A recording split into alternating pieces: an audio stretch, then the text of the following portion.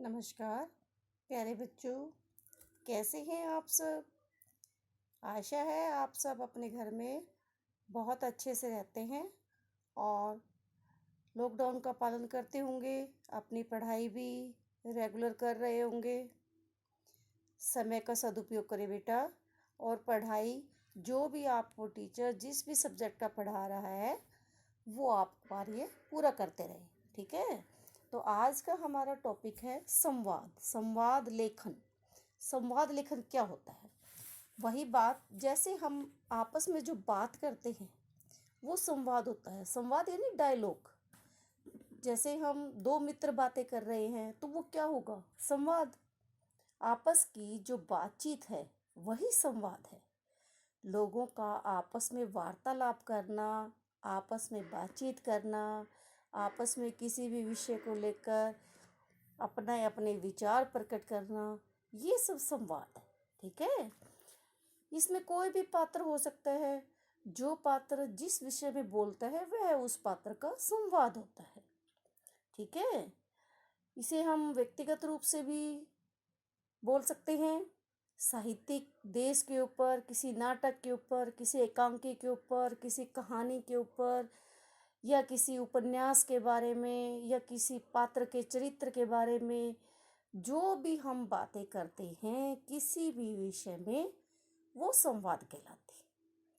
संवाद के बारे में हम कुछ बातें हैं जो आपको बताना चाहते हैं कि संवाद लिखते समय बेटा सबसे जो जरूरी चीज़ें हैं, जो हम लिख रहे हैं उस संवाद की भाषा सरल होनी चाहिए, छोटे वाक्य होने चाहिए, संक्षिप्त रूप से होने चाहिए। मतलब छोटे से वाक्य में हम अपनी बात को सटीक तरीके से कह सके या लिख सके। किसी घटना का संवाद, किसी विषय का, पात्र की आयु का, प्रकृति के बारे में, शिक्षा के बारे में, चरित्र के बारे में, किसी भी विषय के बारे में हम संवाद कर सकते हैं।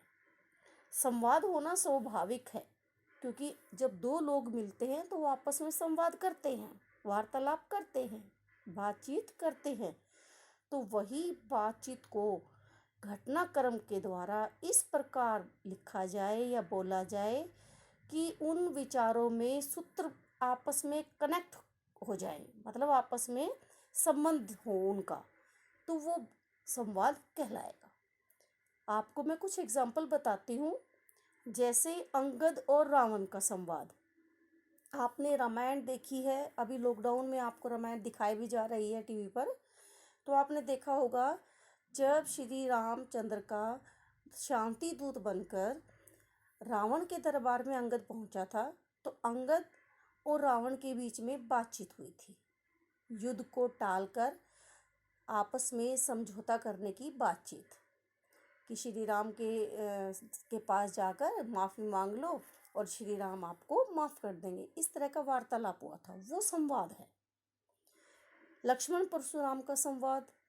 जब राजा जनक के दरबार में शिव जी का जो धनुष था उसे श्री रामचंद्र जी ने उठाया था और उस पर प्रत्यंचा चढ़ाई थी, तो उसके जो परम जो शिष्य थे परशुराम, वो आ गए थे दरबार में और बहुत क्रोधित हुए थे। तो उनका और लक्ष्मण का की आपस में जो बातचीत थी वो संवाद था। आप और एग्जाम्पल मैं आपको बताती हूँ।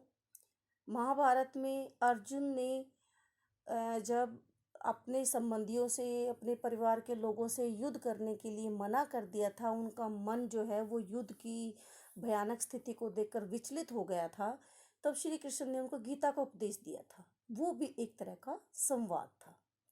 कहने का तात्पर्य है कि आपस में की गई बातचीत संवाद कहलाती है। समझ में आ गई? आपको इसको लिखना है तो छोटे वाक्यों में लिखना पड़ेगा। छोटे से वाक्य में लिखकर अपनी बात को समझाना, ये ज़्यादा बड़ा नहीं लिखना होता है, 8 से 10 लाइनें लिखनी है और बहुत ही सुंदर शब्दों का प्रयोग करते हुए, छोटे छोटे वाक्यों का प्रयोग करते हुए, अपनी मात्राओं का और चिन्हों का, विराम चिन्हों, कहाँ विराम चिन्ह लगाना है, कहाँ क्वेश्चन मार्क लगाना है, कहाँ कौन सा चिन्ह का सही उपयोग करना है, इन सब बातों का ध्यान रखते हुए हम संवाद लिखते हैं। जैसे मैं आपको बताती हूँ एक एग्जाम्पल कि पिता और पुत्र के बीच में संवाद है। पिता कह रहा है, बेटा परीक्षा की तैयारी कैसी चल रही है?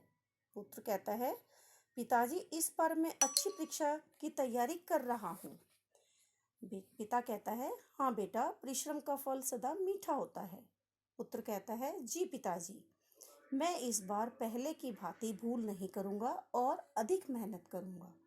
पिताजी, बहुत अच्छा, तुम हर पल पढ़ाई पर ध्यान दो और समय का सदुपयोग करते हुए अपनी पढ़ाई को सुचारू रूप से रखो। ठीक है, तो ये एक छोटा सा संवाद हो गया पिता और पुत्र में।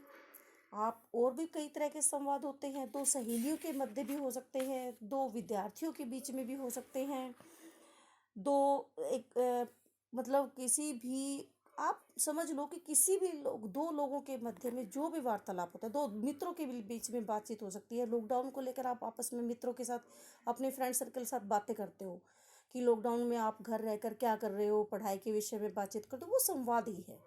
ठीक है बेटा, तो आपस में की गई बातचीत संवाद है, ये ध्यान रखना।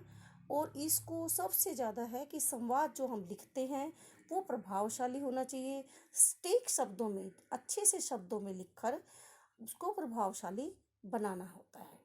यही संवाद होता है, बहुत इजी है। आपस में जो बातचीत, रूटीन में आप जो बातचीत करते हो वही संवाद है। ठीक है, मैं आपको और एग्जाम्पल बताऊंगी, आप उनको ध्यान से पढ़ना और सुनना। ठीक है, धन्यवाद।